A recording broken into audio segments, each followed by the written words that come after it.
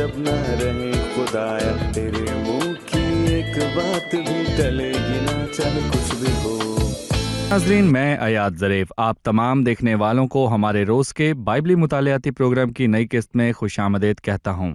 मुझे ये बताते हुए खुशी हो रही है कि अभी हम ज़बूर की किताब का मुताला कर रहे हैं, जो कि अहद कदीम की दूसरी नज़मी किताब है, और हम इस अजीम किताब के मुताले में 20वें ज़बूर पर पहुँच चुके हैं। मैं आपकी हौसला अफजाई करना चाहूँगा कि बाइबल मुक़द्दस खोलिए और आज के मुताले में हमारे साथ से शरीक हो जाइए और खुदा के ज़िंदा कलाम से बहुत कुछ सीखिए।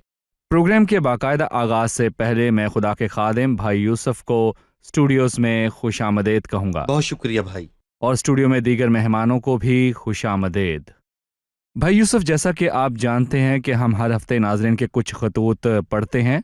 हमें नाज़रीन के कुछ पैगामात मौसूल हुए हैं जो ज़बूर की किताब पर उनकी आरा हैं। बहन लामिस हैज़ान कहती हैं, ये तसल्ली की किताब है एक परदेसी के लिए जो कि परदेस में है, और ये उसकी ज़िंदगी के हालात और वाक़यात के रूबरू है। एक भाई जिनका नाम मिलाद गलील है, वो लिखते हैं कि ये वो किताब है जो सब इंसानी हालतों को बयान करती है। ज़की इब्राहिम कहते हैं, गीत और रूहानी हम्दो सना और तसल्ली की बातें हैं। फिर इसके बाद सैमुअल वॉल्स कहते हैं, ये खुदा उनके साथ चलने के तजुर्बात हैं जो अजीम तरीन साथी है। सहर अतिया कहती हैं, ये वो किताब है जिसमें बेहतरीन नगमे और गीत हैं। सारा अज़र कहती हैं, ये खुदा के लिए जज्बात के साज बजाने का नाम है। फिर इसके बाद जो हमें पैगाम मौसूल हुआ है भाई इब्राहिम फ़हीमी की तरफ से। इब्राहिम फ़हीमी कहते हैं, ज़बूर की किताब में नगमे, खुशी, तसल्ली और आसूदगी और ज़िंदगी का सुख है, और मैं भी यही कहूँगा सबसे बढ़कर उसका तजुर्बा करना जो कुछ ज़बूर की किताब में लिखा है। आपकी शिरकत करने का शुक्रिया। खुदावंद आप सबको बरकत दे। भाई यूसुफ, 20 ज़बूर के मुतालिक बताइए और इसका उन्वान भी हमें बताइए। इस ज़बूर का उन्वान फतामंदी का राज हो सकता है।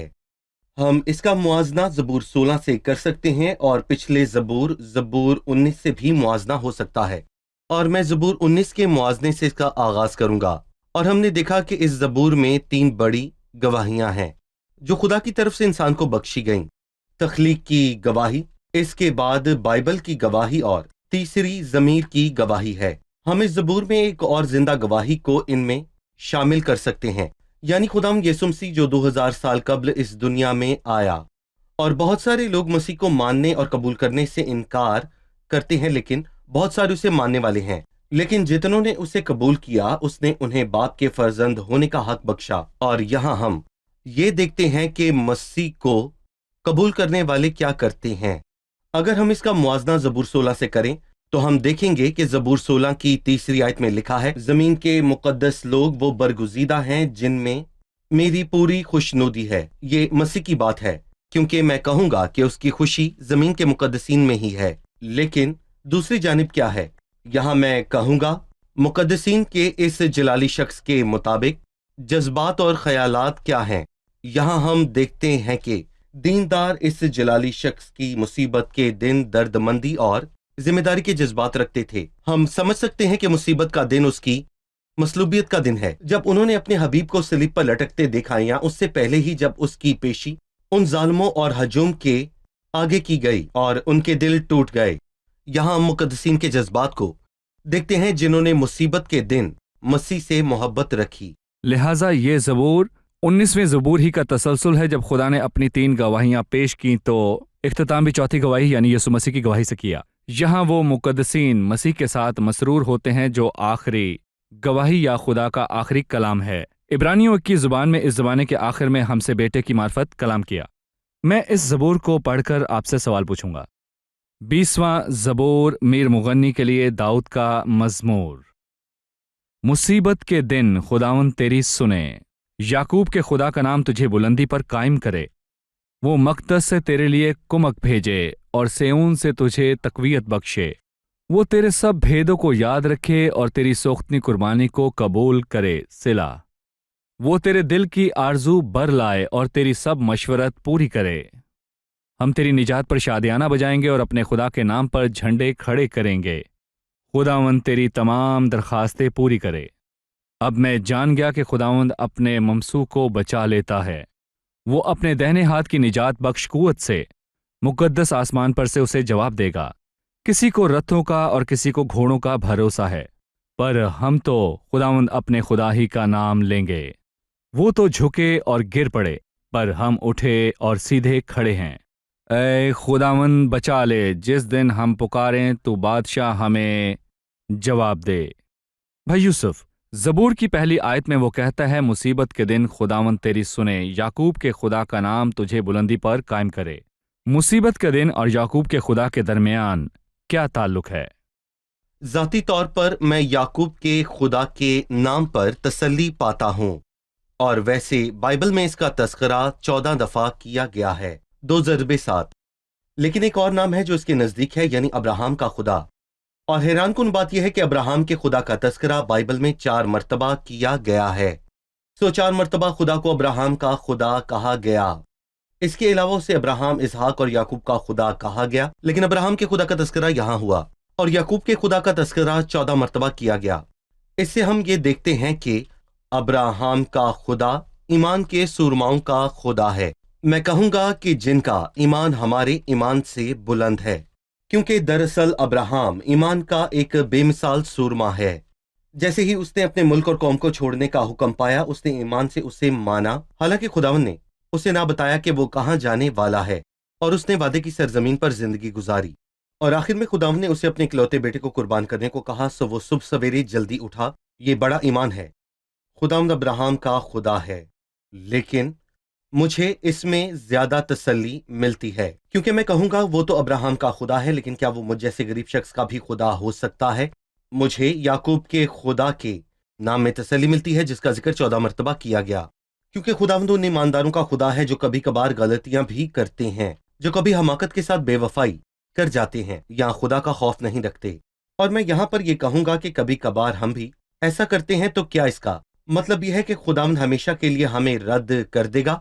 अच्छी बात यह है कि खुदा ने याकूब को रद्द ना किया। खुदावंद ने याकूब को चुना और उसमें काम करता रहा, और उसने उसे हर लिहाज से एक शहजादा बना दिया। याकूब का अंजाम बड़ा ही हौसला अफजा है।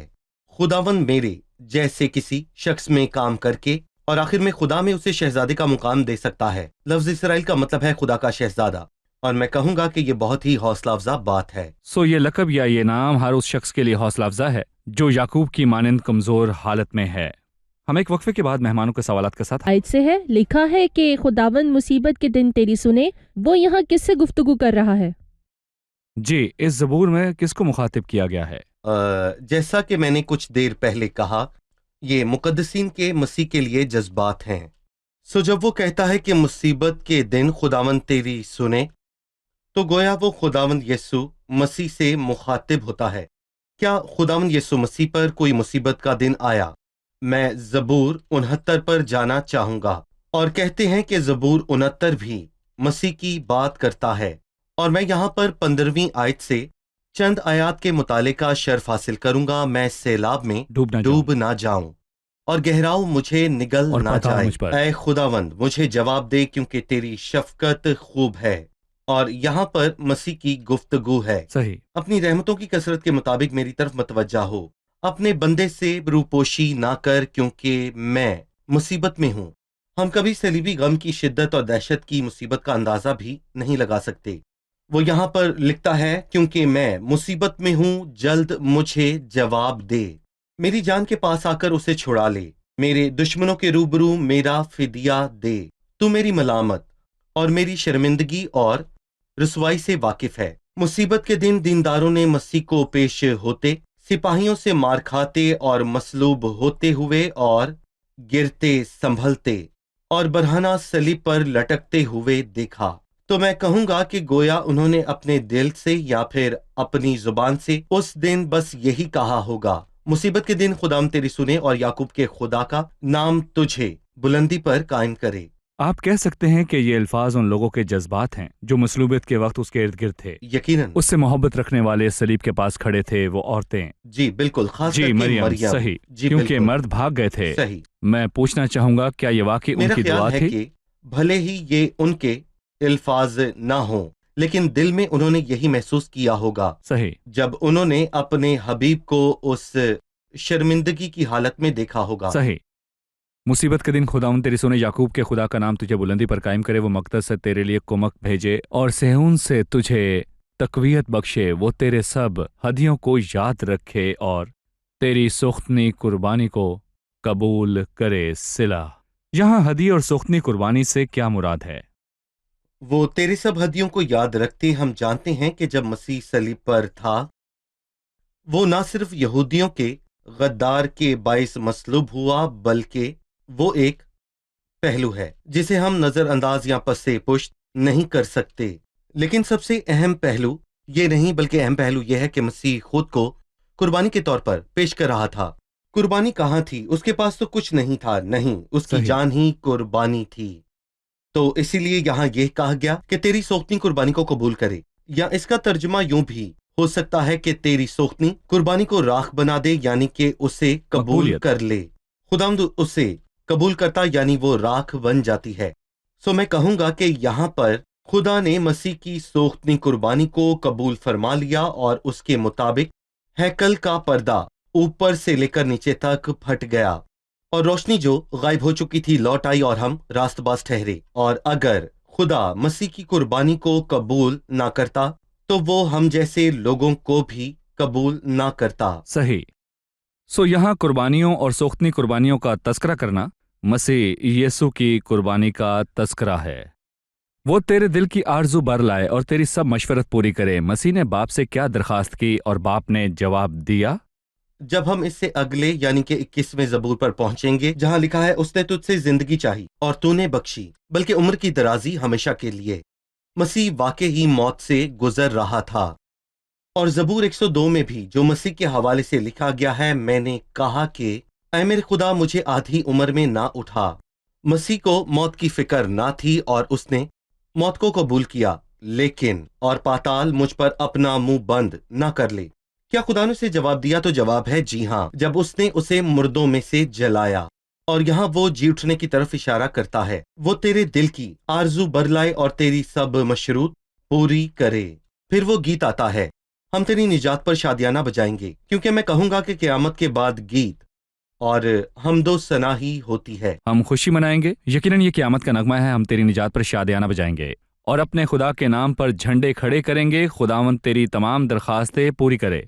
मेरा सवाल है, वो दरखास्तें कौन सी हैं जिन्हें मसीह बाप से पूरा करने को कहता है? मैं कहूंगा कि बेशक उसकी दरख्वास्त हमारे मुताबिक नहीं थी कि हम निजात पाएं, बल्कि ना सिर्फ ये, बल्कि वो ये कहता है, ए बाप, मैं चाहता हूं कि जिन्हें तूने मुझे दिया है, जहां मैं हूं वो भी मेरे साथ हों। और हमने ईमान के वसीले उसकी शर्मिंदगी को देखा और हम उस शर्मिंदगी का तस्करा बहुत ही फख्र और खुशी के साथ करते हैं।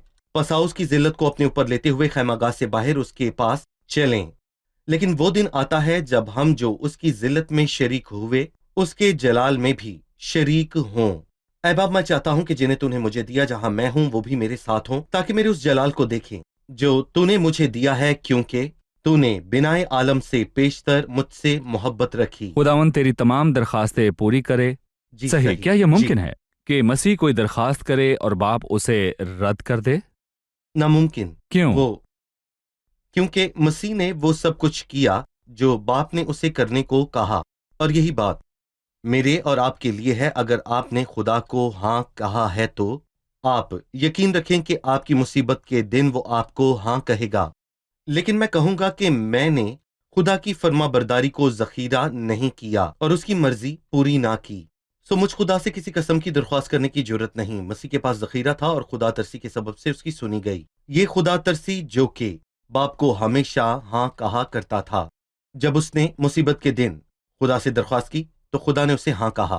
खुदा के मुमताज बंदों में से एक ने एक बार बात की जो मुझे पसंद आई। उसने कहा, दो दुआएं हैं जो एक दूसरे के बाद कुछ देर में की गईं। पहली दुआ, ऐ बाप मैं चाहता हूं, यूहन्ना 17 में। और फिर वो बागे अदन में चला गया और उसने बाप से ये कहा, जो मैं चाहता हूं वो नहीं बल्कि जो तू चाहता है, वो जिसकी जिंदगी का मकसद हमेशा रहा, तेरी मर्जी पूरी हो। जब वो बाप से कहता है कि वो कुछ चाहता है, और ऐसा एक बार हुआ यूहन्ना 17 में जब उसने कहा, ऐ बाप मैं चाहता हूं जिन्हें तूने मुझे दिया है, जहां मैं हूं वो भी मेरे साथ हों। क्या आपको लगता है कि बाप उससे कुछ जी ना ठीक है। कहेगा? यहाँ पहली आयत में मुसीबत के दिन पर तस्करा हुआ और 5वीं आयत में निजात के दिन का जिक्र है कि हम तेरी निजात पर शादियाना बजाएंगे। जी, आप मुसीबत और निजात के सिलसिले में उनसे क्या कहना चाहेंगे जो आज मुसीबत में हैं? ऐ मेरे भाइयों, मजबूत रहो, रात को खत्म होना ही है। रात को शायद रोना पड़े पर सुबह को खुशी की नवीद आती है। सो मुसीबत हमेशा रहने वाली नहीं। और शाम हुई और सुबह हुई, सो पहला दिन हुआ। और मुकाशफा 2 में खुदावंद ने सुमुरना की कलीसिया के फरिश्ते से कहा, जहां इज़ारसानी और दुखों ने डेरा डाल रखा था, और 10 दिन तक मुसीबत उठाओगे, क्योंकि मेरी दनिस्त में इस जमाने के दुख दर्द इस लायक नहीं कि उसके जलाल के मुकाबला हो सकें जो हम पर जाहिर होने वाला है। हौसला अफजाई के लिए शुक्रिया भाई यूसुफ। हम वक्फे के बाद मेहमानों के सवालात के साथ हाजिर होंगे। नाज कि खुदावंद अपने ममसू को बचा लेता है।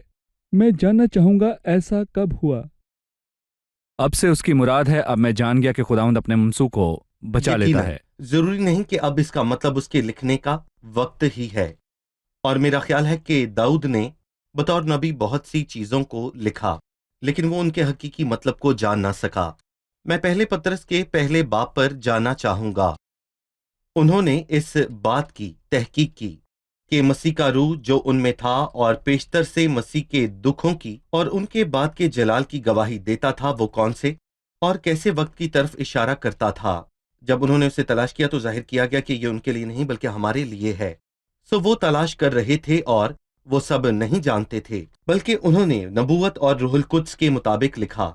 और यहां मैं कहूंगा, मेरा ख्याल है मसीह की मौत के बाद सब दीनदार जान गए कि मसीह को जवाब मिल गया। और मैं कहूंगा कि उसे जवाब कैसे मिला, जब वो मुर्दों में से जलाया गया। जब वो सलीब पर लटक रहा था, वो उसकी मुसीबत के दिन में उसका दर्द रखते थे।